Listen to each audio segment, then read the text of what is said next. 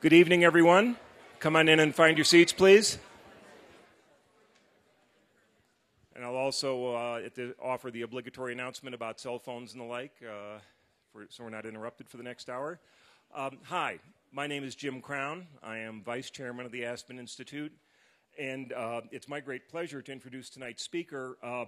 I was actually given talking points, and I thought, let's see, Walter Isaacson, Aspen Institute, after the Ideas Festival. This is like introducing Michael Jordan at the United Center in the middle of a playoff game.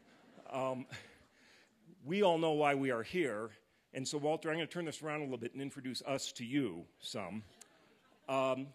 We loved Time Magazine when you were running it, and we all still watch CNN. Some of us didn't get through all of Kissinger, but Ben Franklin was great. Einstein, except for the quantum mechanics part, was terrific. And everybody read the Steve Jobs book, right? So it's wonderful that the McCloskey Series, which Tom and Bonnie have been so generous to sponsor since 2005, continues with this, the opening event for this year. So thank you and Tom very much. But without hesitating further, we are most interested, Walter, to hear about your new book, The Innovators, and I am pleased to report that while advance copies aren't going to be available for a while, Walter is going to be available at the reception afterwards to sign copies of the published material that you can get a hold of, so look for that after the end of the event. And with that, I think I did this with no introduction, basically. Ladies and gentlemen, Walter Isaacson. Thank you, Jim. Thank you very much, Jim. And thanks for all you do for Aspen and for the Institute. This is a little intimidating looking at this crowd because I just finished the early galleys of my book, and I haven't ever spoken on it. So I thought, okay, we'll do a little McCloskey Series thing, maybe in a small room, where I could practice a speech. But now I'm practicing the speech on all of you. But the reason I wrote about the innovators is I think that innovation is a word we talk about often these days. It's become kind of a buzzword, though, devoid of all meaning because we kind of overuse it. So what I wanted to do was look at real innovators and how they made their breakthroughs. So this was a narrative book talking about real people, what succeeded, what failed, what particular talents they had. And I've been working on it for about 12 years. I had wanted to do a history of the internet, and I put it aside to do Steve Jobs. And I realized that that helped enrich my feeling for what this book was all about. Because one thing about a book like The Innovators is that there's no particular simple formula where you can say, here's how you innovate. This happens to be very fortunate for those of us who write long narrative biographies. Otherwise, you could condense it into 20 pages and say, here's exactly how you become an innovator. But I did want to extract a few lessons from my book and start talking about it. And the very first lesson comes from Steve Jobs. It's a lesson of connecting the arts to the sciences, something we're very familiar with here in Aspen, the notion that the humanities and technology have to be joined. When I first worked with Steve, he said to me that he loved to stand at the intersection of technology and the humanities. And he said that when he was growing up, he always thought of himself as a humanities kid. He loved reading and, the arts. But he said when he became interested in technology, he read something that Edwin Land had written, which is that true creativity comes from those who can connect the humanities to the sciences. And so that was the first theme that I explored with Steve Jobs, and that helped inform the main theme of the book I'm writing now. The exemplar of the person who stands at the intersection of technology and the humanities, stands at the intersection of the arts and the sciences, was Ada Lovelace, somebody in the 1840s, Lord Byron's only legitimate child. And by the time she was growing up, Lady Byron wanted to make sure that she didn't turn out to be like Lord Byron, because if you've read about Lord Byron, you could see why Lady Byron, was not too fond of Lord Byron by that point. And so Lady Byron had Ada tutored only in mathematics. decided that she should learn no poetry, no arts, only study math. But being her father's daughter, she ended up loving poetry as well as mathematics, and she loved what she called poetical science. And so she becomes the first person, really, to conceive of the notion of a computer. And she does it by connecting the arts to the sciences. When she was young, her mother took her around the Midlands in England in the 1840s in the Industrial Revolution, and they looked at the weaving looms that were being created, the weaving looms that used punch cards to make beautiful patterns. Her father's only speech in the House of Lords had been defending Ned Ludd and those who were smashing the looms. So in other words, Lord Byron was officially a Luddite. He defended the Ludds who were destroying these looms. But Ada saw the beauty in these looms, and she befriended a person named Charles Babbage, who created the difference engine. The difference engine and the analytical engine were two calculating machines that sort of did numbers, and what Ada figured out was that they could do more than just numbers. They could do anything that was notated in symbolic form. And she said by using the punch cards, they could do things like art. As she put it, they could weave patterns like Jacquard's looms weave patterns with the punch cards. And so she created, step by step, an algorithm to deal with the analytical engine and to teach in a step-by-step way that machine how to do things that we would call what a modern computer does. So that was Ada's first insight, the general purpose computer, something that does not just numbers, but can weave patterns or music or anything artistic. Her second insight was that machines could do everything except think. They would never originate thought. They would never show creativity. And that became known as Lady Lovelace's objection. The second lesson of the book, we flash forward 100 years to Alan Turing. That second lesson is that you try to create, in order to innovate, you have to create the human-machine partnership. Why? Because Alan Turing did not believe in Lady Lovelace's objection. Alan Turing felt that machines would be able to think. This is still a great debate we're having now.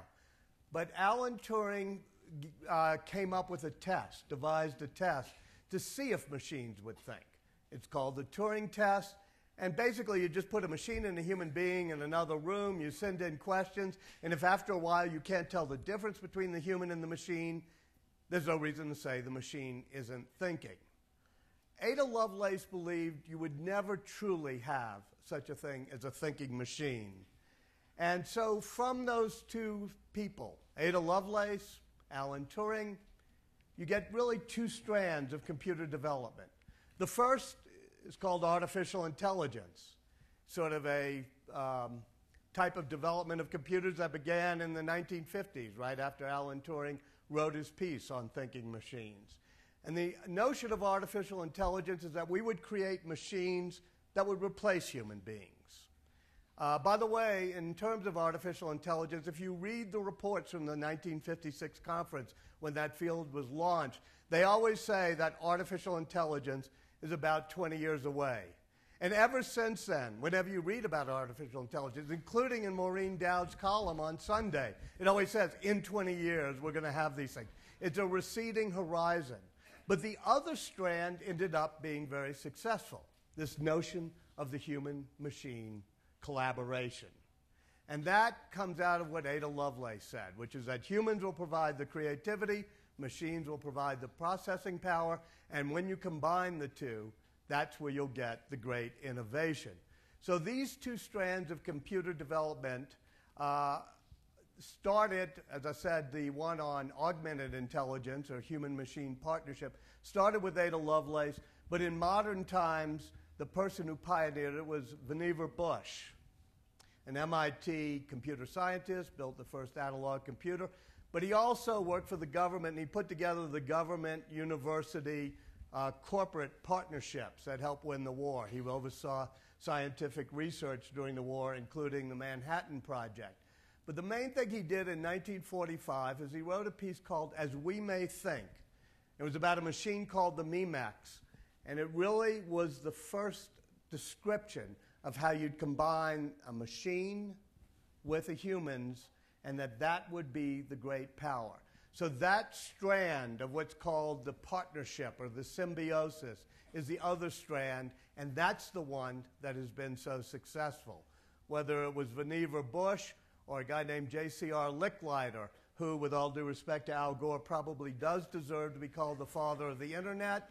He was the person who, at MIT, working with Vannevar Bush and others, had to put together the strategic air-ground campaign that would be an air defense system for incoming planes in the early 1950s and 1960s.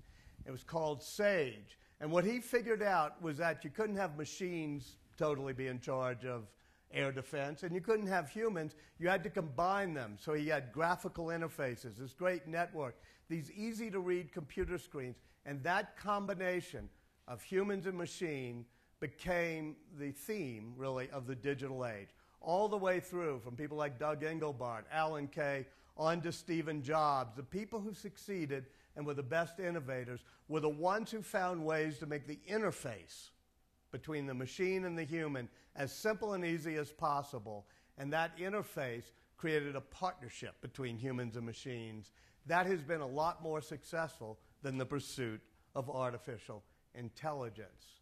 The third lesson is that it's not just the collaboration between machines and humans, but the whole digital age has been a story of teamwork and collaboration. Those of us who write biographies know that we kind of distort history a little bit. Our dirty little secret is we try to make it seem like one man in a garage or a garret or one person, sitting all alone has a light bulb or eureka moment and comes up with an idea. If you search on Amazon for the man who invented thee as a phrase, you get 1,860 books. Biographers tend to focus on the individual. But if you look at innovation in our time, it mainly comes from teamwork. It mainly comes from putting collaborative teams together. Take, for example, the first computer.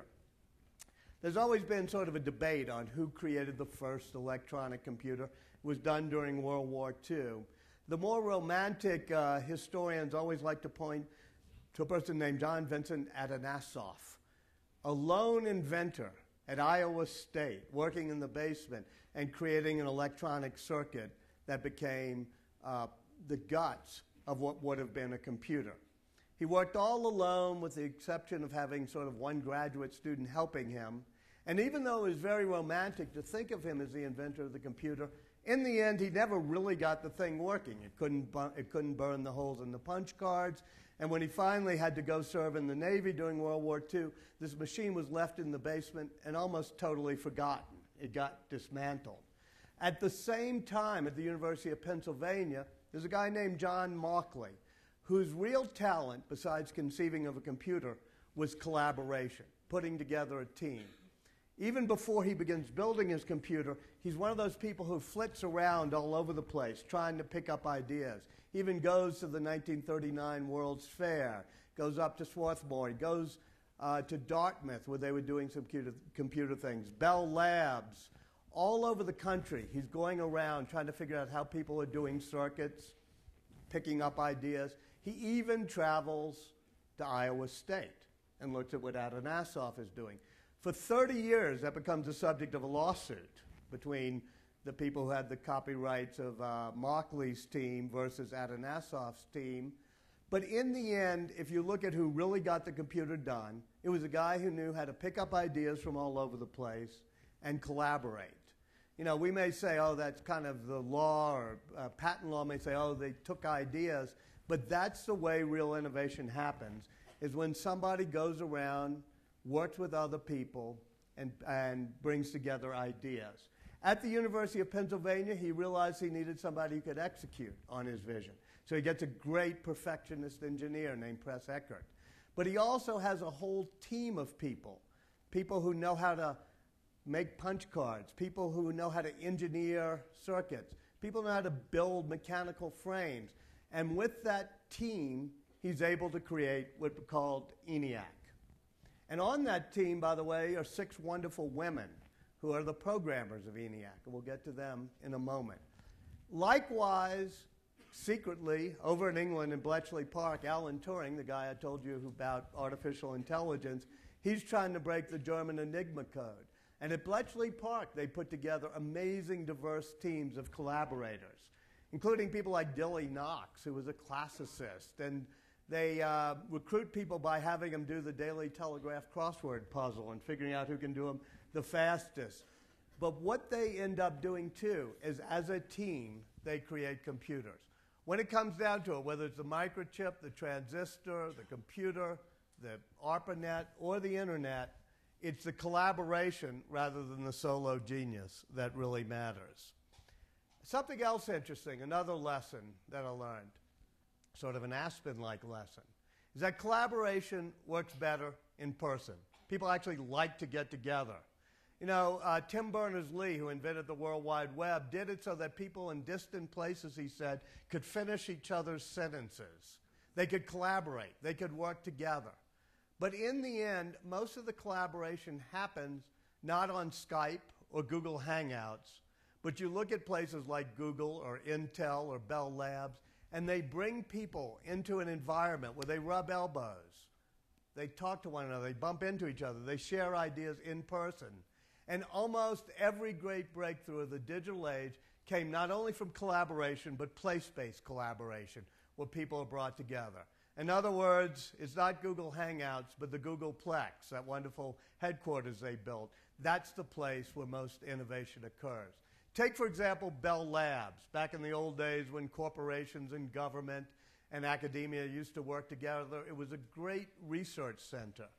And at Bell Labs, right before World War II and right afterwards, they built building up in New Jersey that had these really long corridors that all came together, and they mixed up teams of people. So you had great quantum theorists working with people who were pole climbers of the Bell system, trying to figure out how to amplify a call across America. People with grease under their fingernails working with experimentalists. Even weird information theorists like Claude Shannon, who used to ride up and down the corridors on a unicycle while juggling balls, which was almost a metaphor for the balls in the air creativity that you had in a place like Bell Labs. And when all of these people work together, they form little ad hoc groups, including something called the Solid States Group. The Solid States Group was looking at solid state materials, such as silicon or germanium. They were trying to figure out, how do you dope it and make it more impure so it conducts electricity better or worse, becomes a semiconductor. And so you have these people who are great material scientists working with somebody like William Shockley or John Bardeen, who are these great quantum theorists and understand how how the electrons inside of an atom can be made to move more easily in different ways, at least in theory. And as they're working together to build what becomes the transistor, you have under William Shockley an absolutely brilliant theorist named John Bardeen, and then just some real Colorado School of Mines experimentalist who knows how to just bend paper clips and stick them into silicon and try different ways of putting gel on it to make it work. And they decide the best thing to do is to share an office. And so they sit together on a bench, the experimental bench, almost like a librettist and a composer doing a call and response. And throughout the years of 1947, they're just saying, okay, let's try this. Let's try to do this to the silicon. Let's make it more impure. Let's try germanium. And boom, after a while, working together with the solid state team, they come up with the transistor. It is the epitome of the collaboration that made the digital age. And it happened only because it could happen in person. Once again, if you go out to Google, you go out to Facebook, you go out to any of these places, you see something that Intel developed. Intel developed the microchip, but almost as important is they developed this wonderful non-hierarchical open workspace where Robert Noyce and Gordon Moore would just sit in the middle of a big room, and there was no hierarchy, no big offices, and it was in this open environment that Intel became the most innovative of companies. You see that replicated whether it was Atari when it first launched, Apple, now Google, all the other companies. Marissa Mayer sort of got in trouble when she took over Yahoo. Everybody was telecommuting. It was a sense that they could do things by email. They could do it by Skype. And she said, no, I don't want people. I want you to come into the office. Became sort of a problem as a gender issue. But she did make a very important point.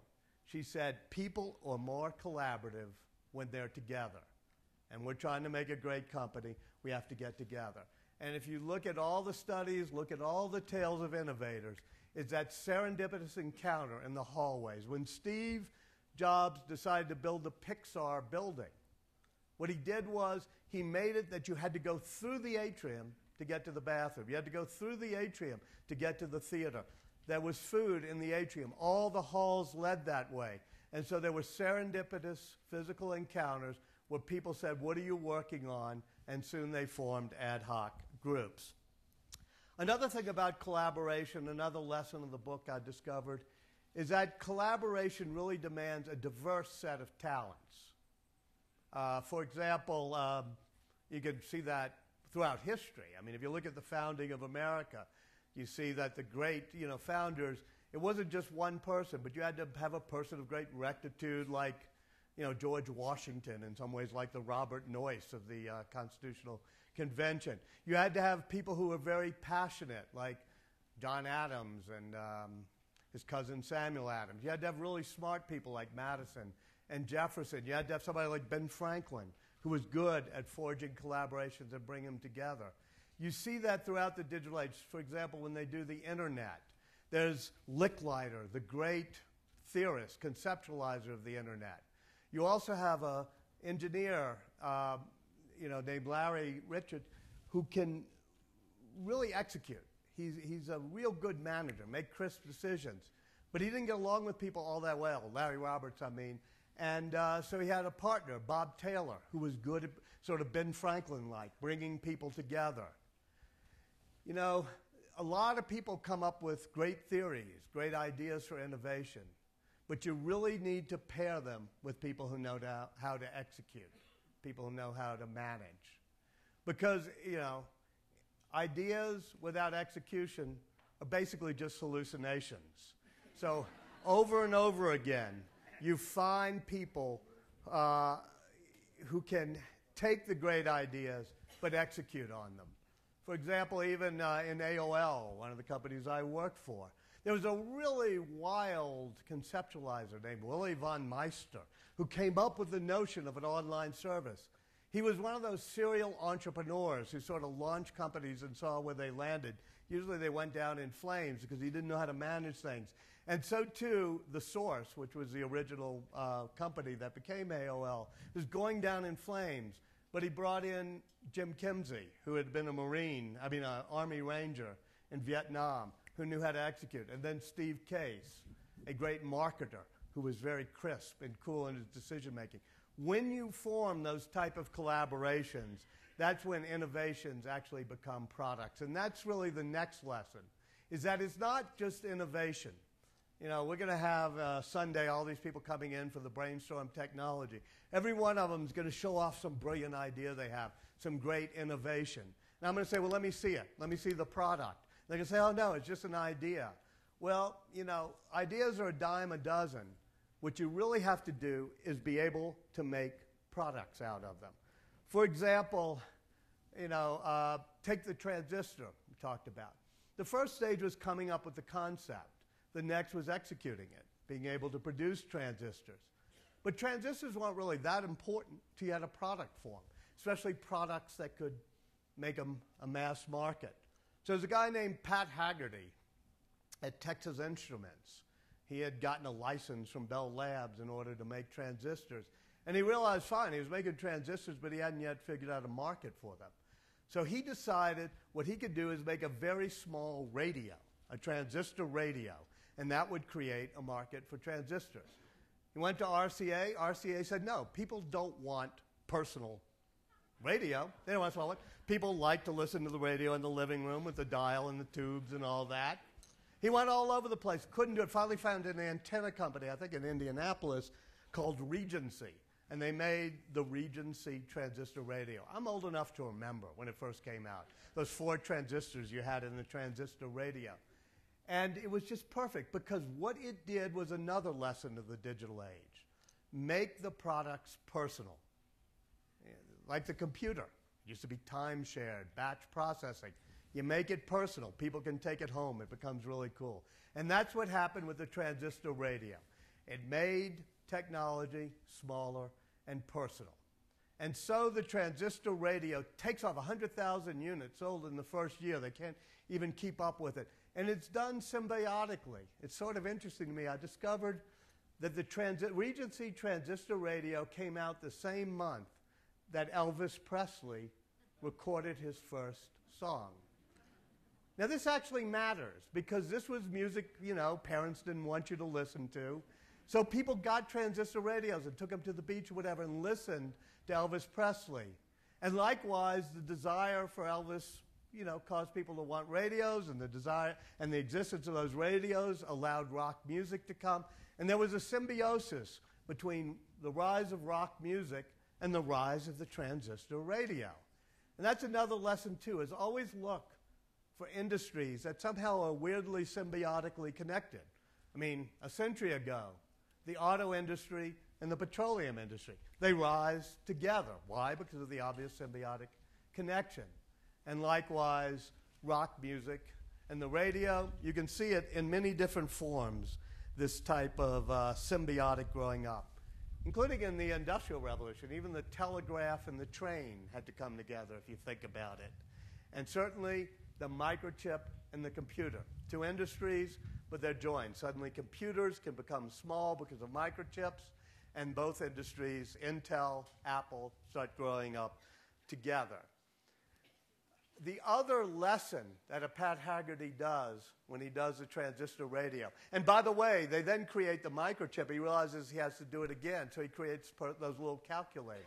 If you remember when those little calculators, nobody thought you needed a personal calculator, but he invented those in order to sell microchips.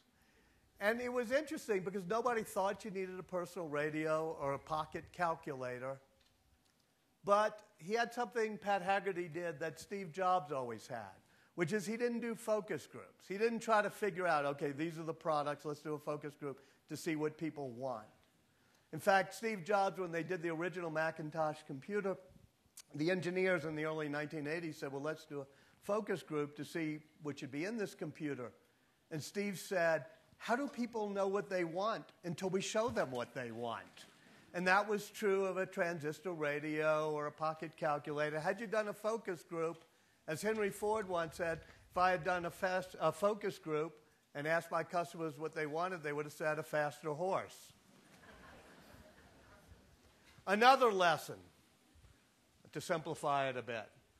Girls who code get jobs. This is actually something my daughter said to me when she was going off to college and studying the history of technology and computer science. But I realized something interesting throughout the digital revolution. Boys with their toys love hardware. Even Charles Babbage in the 1840s, he loved that hardware of the machine. It took Ada Lovelace to figure out the machine is only cool if you program it to do cool things. They become the coders and the programmers. Likewise, one of the real pioneers, unsung in some ways or undersung, is Lieutenant Grace Hopper. Grace Hopper was a woman who was a mathematician in the 1930s. By the way, in the 1930s, there were a higher percentage of women got PhDs in math than in the 1950s and the 1960s. Up until World War II and beyond, it was considered something that women should study, which has become doctorates in math. So Grace Hopper is a doctorate in math. She's teaching math at university. She's in a marriage she doesn't particularly like. And boom, Pearl Harbor happens. She gets divorced. She quits her job. She joins the Navy as a mathematician. She assumed she'd be sent to code-breaking school. She's sent to Harvard, where they're building the Mark I computer. And like Ada Lovelace did to Babbage, the guy, Howard Aiken, who was building the computer at Harvard, had a piece of the analytical engine. and had Ada Lovelace's notes of the analytical engine from 100 years before. The first thing he does when Grace Hopper arrives, assigned to him by the Navy, is make her read Ada Lovelace's notes. And they almost replicate. It's almost like they really consciously become Ada and Charles Babbage, because Grace Hopper does all the programming for the Mark I computer at Harvard. Still in the Science Center. If you ever go to the Science Center at Harvard, it's a huge machine that takes up the whole lobby. And up until recently, there was no picture of Grace Hopper there. Until about 3 years ago, I gave a talk explaining that, and they've now revised it. There's a big picture of Grace Hopper. But she was the one who did all of the programming for it, and she did it because she loved languages as well as math. And she said math was a beautiful language. And she said, and when she taught math, she made people write essays, like on Stirling's formula and all the math formulas she loved. And she would grade it not only on the mathematics, but on how well you explained it. And she said that made her a good programmer, because she could go step by step, really clearly explaining in terms that the machine would understand, and then translate it into terms that the weapons maker or the meteorologist would understand. And that was ability to connect languages with computer languages that made her such a great programmer. It was also her team that came up with the notion of debugging a machine. That machine at Harvard, they didn't have screens on the window, and at one night the machine wasn't working. They couldn't figure out why. They opened it up, and they found a moth in one of the relay switches, and they actually took it out and pasted it. You can still see it there in the logbook, and it said, "We debugged the machine." And that became the notion of a bug in a machine. The others were the 6 women of ENIAC I mentioned. Once again, these were PhDs of math who had been recruited by ads all over America that sort of said women mathematicians wanted, because the women were doing the calculations of missile trajectory tables that they had to do, and they would come to Aberdeen Proving Ground in Penn to do it, and then this machine, ENIAC, is being built to make it faster. So they take 6 of the women and very secretly send them to Aberdeen to learn how to do the coding for the machine, to reprogram it. None of them were married at the time, and their diaries are truly wonderful. They seemed to love Tom Collins, that cocktail. And they'd sit there in the officers' club at Aberdeen, and they would rate, like the guy from Biloxi, who wasn't very good-looking but was good in bed. All these things are in their journals and notes, because they were really spunky. They smoked, they drank, they coded. And they ended up being the people who did the code, because what happened was ENIAC was supposed to do missile trajectories, but by the time it was really working, the war was almost over, and it had to be reconfigured to do the atom bomb compression tests and many other things. And they were the only ones who knew how to reprogram the machine. And so they become the people who take this machine and make it into the first real computer. As I said, you can debate whether the Colossus at Bletchley Park, which only broke the German code, or the machine at Iowa State, which didn't quite work, were really the first computer. No, the first computer was ENIAC, because these 6 women were able to make it programmable. And to me, it's not a real computer unless you can make it programmable. Another lesson I learned is that man is a social animal. Obviously, that's not new. Those of you who've taken the Aspen seminar know Aristotle figured it out before I did. But it is true of all technology, especially communications technology, that in the end it gets usurped not just to do coding or math or individual things. It gets used as a community formation and communication tool. Just like the CB radio and the ham radio, that's sort of the predecessor to WhatsApp and Facebook and Twitter. Bruce Sterling, in his book, Burning Chrome, which is really one of the first cyberpunk novels, has a wonderful sentence, says, "The street finds its own uses for things." That's what happened when they first created the Internet, or the ARPANET, as the precursor of the Internet was called. The ARPANET, an early Internet, was there to enable people to timeshare on distant computers and to sometimes collaborate from distant computers, so that somebody at the University of Utah who had a great imaging computer could share it with somebody at UCLA who might have a data mining computer. Didn't really work. Not many people said, "Hey, I want to timeshare my computer, let me use the Internet." And then somebody invents email, Ray Tomlinson. And boom, within a year, 70% of the use of the internet is email. Plus, they take email and turn it into bulletin boards and ways that you can create online services. And it was that notion of usurping the role of the internet to make it into a community formation type service that really had the internet take off. I think that the World Wide Web, which, as I said, Tim Berners-Lee developed with others at CERN, the particle accelerator site in Switzerland, Tim Berners-Lee develops the web and the first web browser, and to me, that was a step backwards. I actually remember being at this point, I'm involved in these things because the web doesn't come along, or the web browser doesn't come along until 1992 or 93. The web is the early 90s. I'm at Time Inc., and we are putting our magazines and creating communities online with AOL, CompuServe, Prodigy, The Well, which was a great community service. And what we decided to do when we went online with Time Magazine and other things is not to put the magazine online, but to create a community around the magazine, bulletin boards and chat rooms and things people could sort of debate and talk about it. When the web comes along, it's basically a publishing medium. It's so beautiful, you kind of publish the pages of Time Magazine, and you relegate to the bottom of those pages all the comments and the discussion. And soon those comments, nobody reads them. It's people saying dumb things. And it's no longer a community. It's basically you're publishing your pages. People read that. And instead of like the Well or the chat rooms or bulletin board systems of AOL, it's once again the big publishers handing down, or even small publishers, handing down their content. And so that's this reversion away from the social animal part of the digital age. Fortunately, that gets rescued really quick.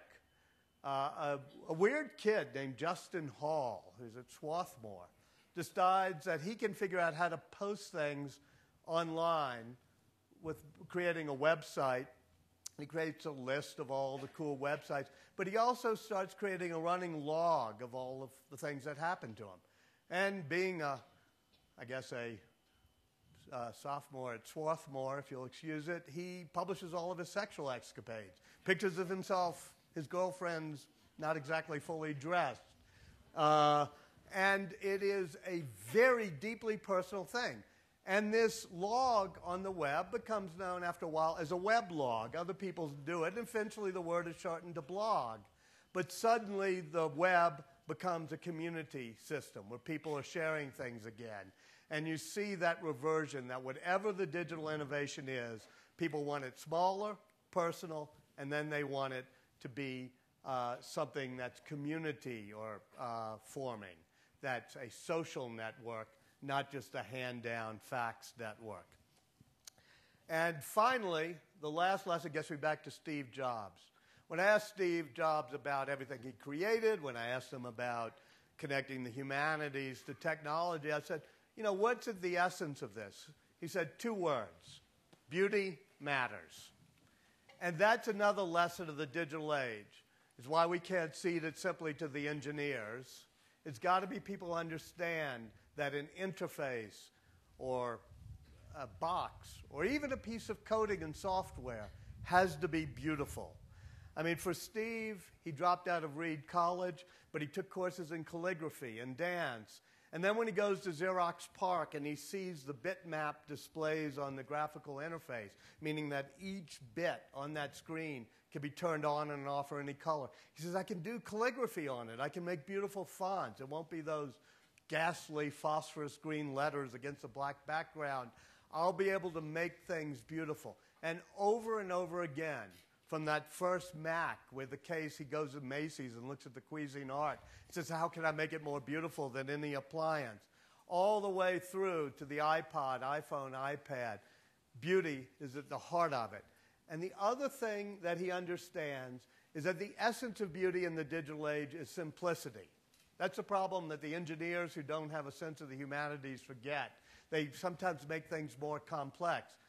But Steve felt, and so did Licklider, and so did those who understood this notion of the human-machine collaboration, that you have to keep it simple, that simplicity is the ultimate sophistication. That was on the first marketing brochure of the first Apple computer. That is something, by the way, that Einstein, Kepler, Newton all said. Nature loves simplicity. You just have to make things easier and more intuitive. Actually, one of the ways Steve Jobs did it and one of the ways it got infused in the digital age was not through all the engineers making computers, but the people making video games, which are happening at the same time. Al Alcorn, Nolan Bushnell. They're making games like Pong. And first they do Space War, which is one of the first ones. It has all sorts of complicated instructions like there's no real gravity on the space. You have to do this. Finally, they create Pong. Now, Pong, as you know, is so simple that even a stoned freshman can figure it out after midnight. All it says is, avoid missing ball. That's the instructions. And so those simplicities that came from the first video games, that gets infused, and that's part of the beauty of true innovation in the digital age. I'll just end with the final thought, which is that Ada was right.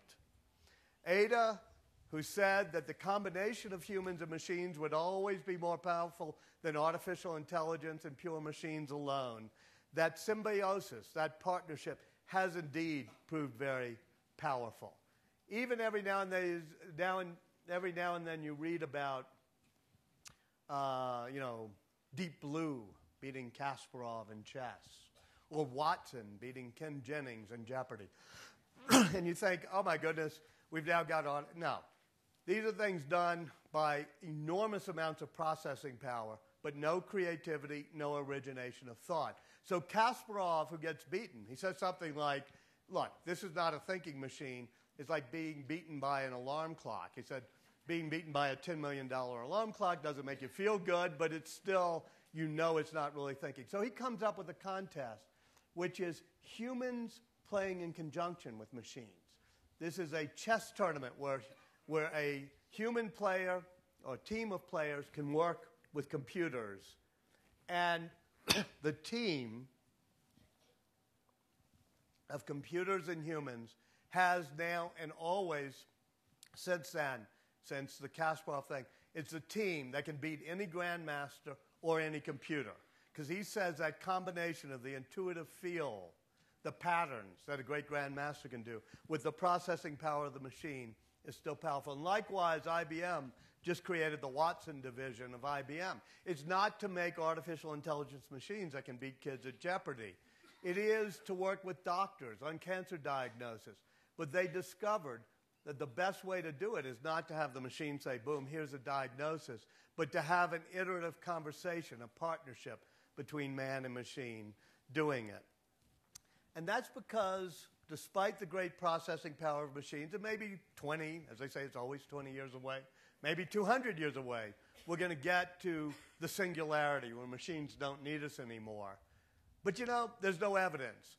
The partnership of humans and machine keeps outpacing and indeed increasing the distance between the power of machines alone.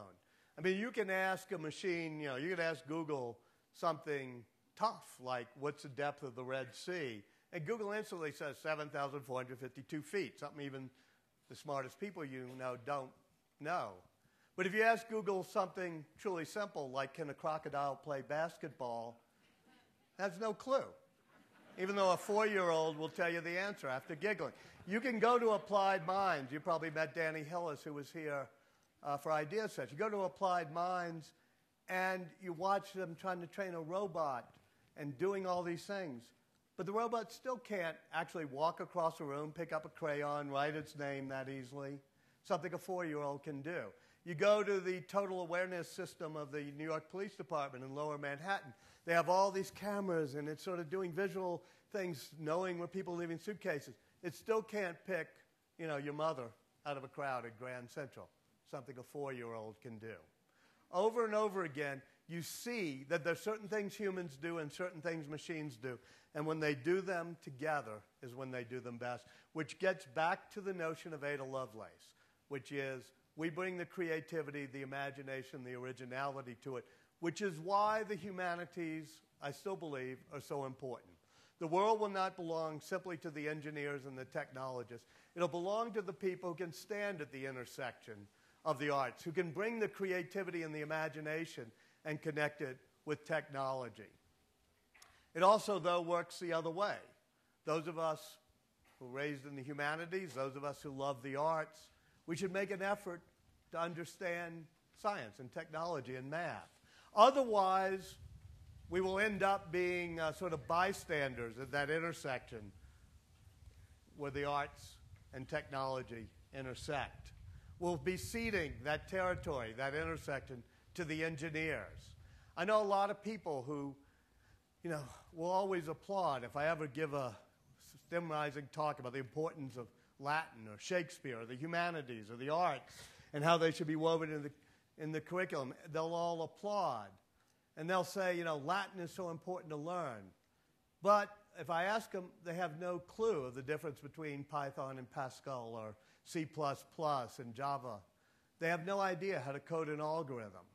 They would be appalled if somebody said, I don't know the difference between Macbeth and Hamlet. They'd think that person was a Philistine. Yet they would happily admit, perhaps even joke, that they don't know the difference between a gene and a chromosome, or the difference between a transistor and a capacitor, or between an integral and a differential equation. My point is that if we're going to succeed in the next phase of the digital revolution, it'll be the people like Ada Lovelace who connect the arts to the technology. Those of us who like the humanities and the arts, we should make the effort to realize, as Ada did, that a mathematical equation is just a beautiful brushstroke, something you can visualize, just like, she walks like the night, or wine dark sea. You can visualize a line of poetry. You should be able to understand or at least appreciate the beauty of math and science and technology. Because I believe that innovation in the future is going to come from the people who are able to link beauty to engineering. I think that the next phase of the digital revolution will be this fusion where the creative industries, fashion, media, playwriting, novels, role-playing games, even narrative nonfiction and biographies, will come in whole new forms and whole new mediums by creative, imaginative people who can connect it to the technology. But to be able to do that, to be able to link beauty to engineering, you're going to have to be able to understand both humanities and the technology. You're going to have to be able to link the poetry to the processors. In other words, I think the next wave of innovation is going to come from the spiritual heirs of Ada Lovelace, creators who can flourish where the arts intersect with the sciences, and who have a rebellious sense of wonder that opens them up to the beauty of them both. Thank you all very much.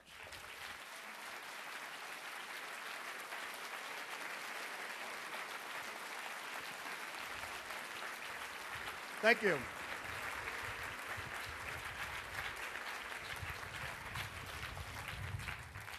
I think we have 10 minutes before the storm arrives, so I'll answer 2 questions. Yes, sir. How does social networking work with what I'm saying? Yeah, they're collaborating, and indeed, social networks. People say, isn't Google smart? Isn't it artificial intelligence? No, it's a network of human beings. All it does is add up the creative links that millions of people made on their own web pages and forms an algorithm saying this is how it works. It doesn't think on its own. It just, yes. Yeah, Facebook and Twitter are basically forms of taking digital technology and saying we're going to make it social. We're going to form communities out of it. And it's that sense of collaboration. Now, what happens is when you do it, and we're going to do this with some of our online learning, people actually hunger to get together in person as well. That's why WhatsApp or all the social media things, Foursquare, people checking in, they also want to then check in personally. Last question, and then I'll go sign some books and let people escape the rain. Yes, ma'am. Did you do any research in the area of the development of computers by the military or the government? Yeah, the question is development of computers by the military, and I'll get the woman behind you actually had one too. That is the whole development of computers. In fact, it's 2 or 3 chapters in the book.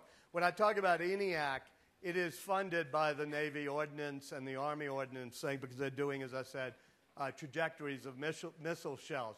What we had back then and what we're missing now is something Vannevar Bush created, which was a triangular relationship between the military, the universities, and corporate America. Vannevar Bush founded Raytheon. He was the dean of MIT, and he was the head of wartime research. So as a person, he helped put it together.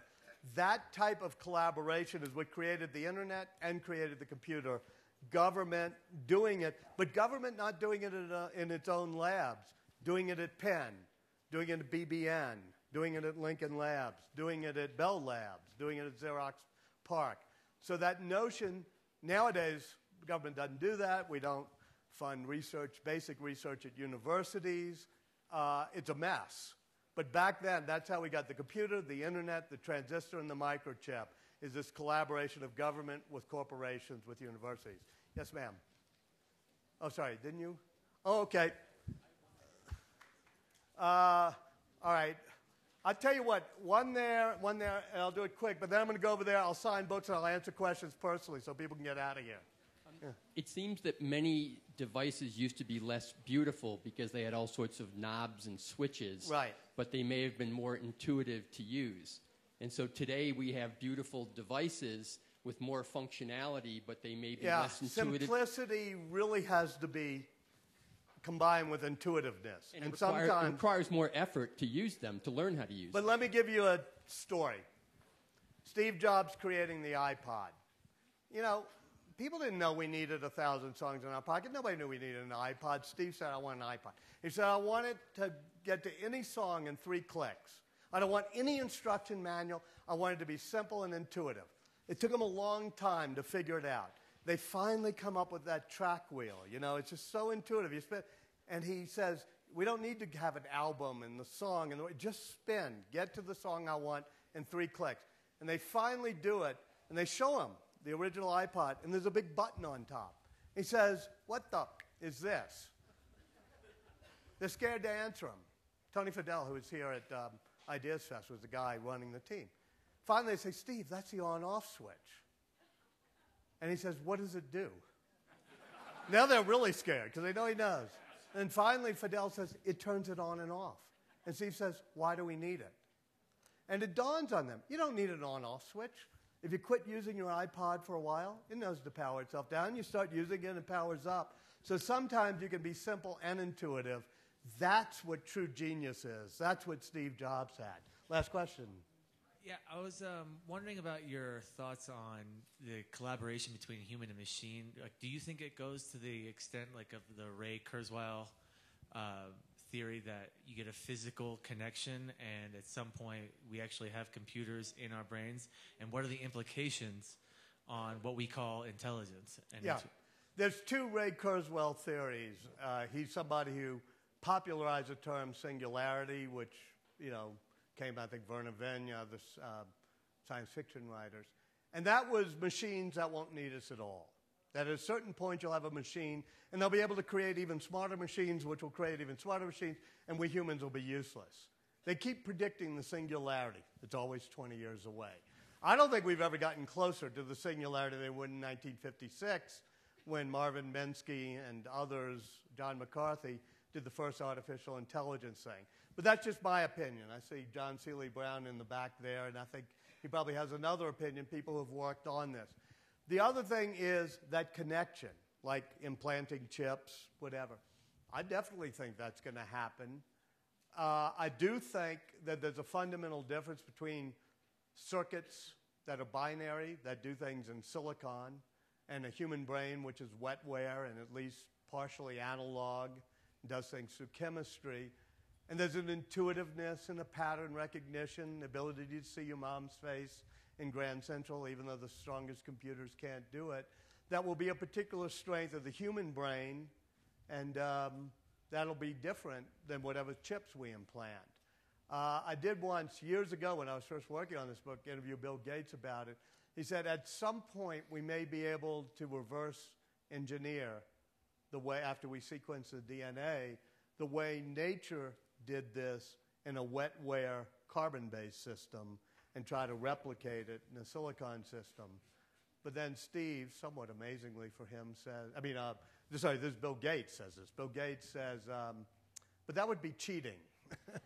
So I don't know. I think for our lifetimes, we have to learn to collaborate with our machines and find machines in which the magic comes from the creativity of the human and the processing power of machines, and it forms that symbiosis, as Ada Lovelace called it. Thank you all. I don't quite have it down.